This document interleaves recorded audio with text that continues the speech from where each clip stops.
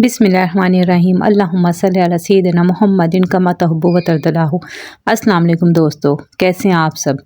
आज जो रेसिपी मैं आपके लिए लेकर आई ना वो बहुत ही ज़बरदस्त है। देख के ही आपको अंदाज़ा हो रहा होगा कितनी खिली खिली कितनी खूबसूरत है ये, और कितनी खाने में भी बहुत टेस्टफुल है।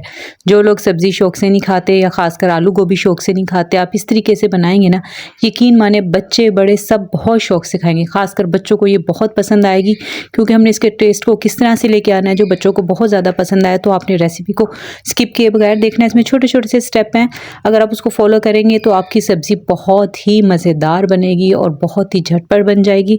और टेस्ट में तो इसका कोई जवाब नहीं है, बहुत ही मज़ेदार बनती है। आपने एक दफ़ा इसको ट्राई ज़रूर करना है। आप देखें इसकी लुक, इसमें हम जो कुछ ऐसे मसाले ऐड करेंगे जिससे बहुत ही ज़बरदस्त बन जाएगी। तो मैं बना रही हूँ आधा किलो आलू और 1 किलो गोभी की रेसिपी है ये। तो आप ये देखें, जो मैंने गोभी के ना थोड़े से बड़े पीस काटे हैं, बहुत ज़्यादा छोटे नहीं आपने करने, वरना ये घुल जाएगी। तो हमने जिस तरीके से बनाना उसमें बड़े पीस चाहिए, और आलू अपनी मर्ज़ी से आप किसी भी शेप के काट सकती हैं।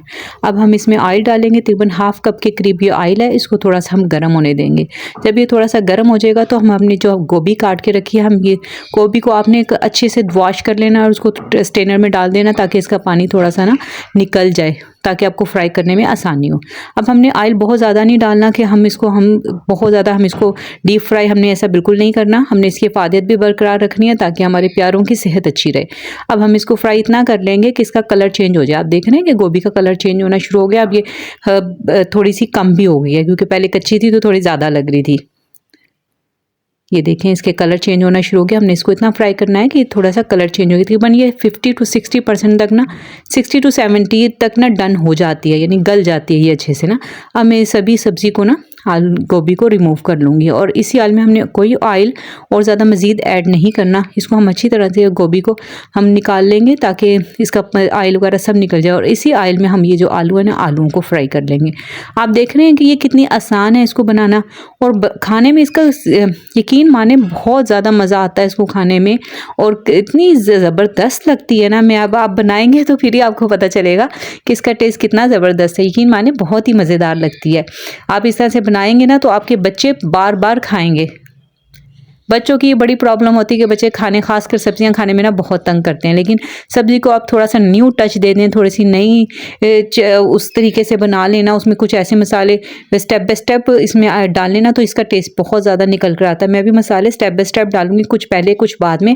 आप देखेंगे तो आपको बहुत अच्छा लगेगा इसको बना कर भी और खा कर भी। देखिए, जब घर वाले शौक़ से सब कुछ खा लेते हैं ना, तो बनाने वाले की मेहनत वसूल हो जाती है।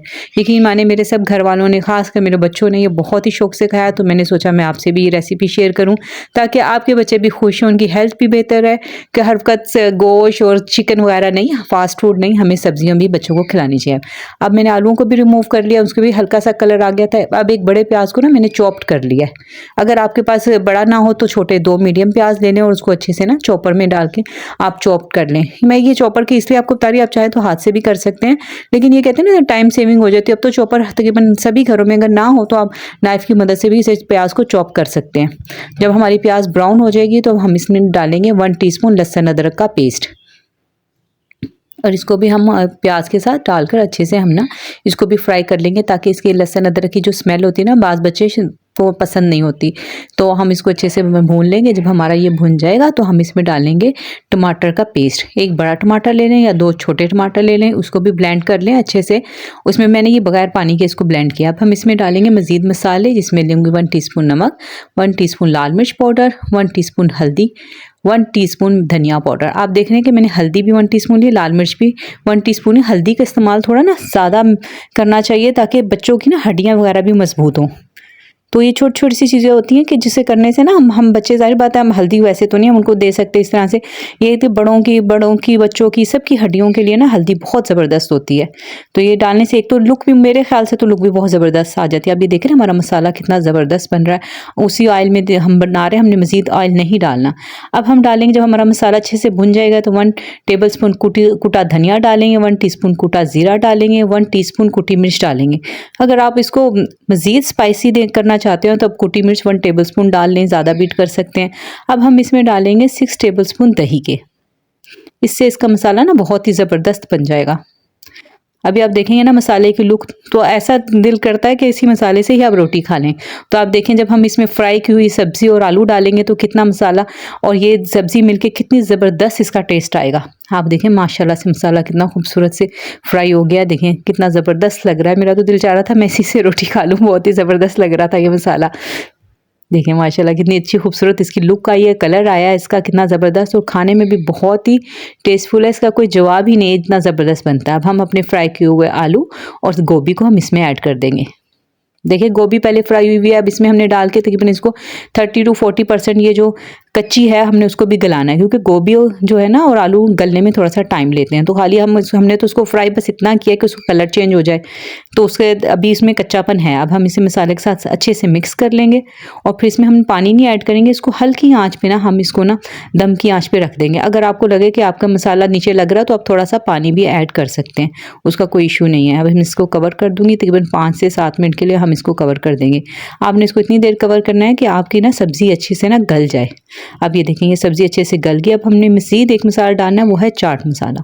यकीन माने चाट मसाला डाल के ना इसको खाएं ना तो रोटी के साथ इसका कमाल है। जो एक रोटी खाता है ना वो 2-3 रोटियां खा लेगा, इतना ज़बरदस्त इसका टेस्ट आ जाता है ना।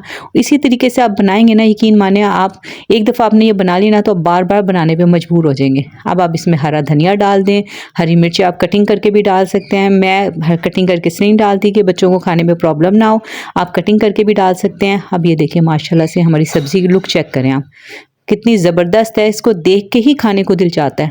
आप इस तरह बना लेंगे ना आपके बच्चे बहुत ही शौक से ये सब्ज़ी खाएंगे। आप एकदम बनाएं, आप भी खाएं, आप भी इसकी फ़ैन हो जाएंगी। बहुत ही ज़बरदस्त बनती है ये। अगर आपको मेरी वीडियो पसंद आए तो मेरे चैनल को सब्सक्राइब करें, वीडियो को लाइक करें। अल्लाह हाफिज़।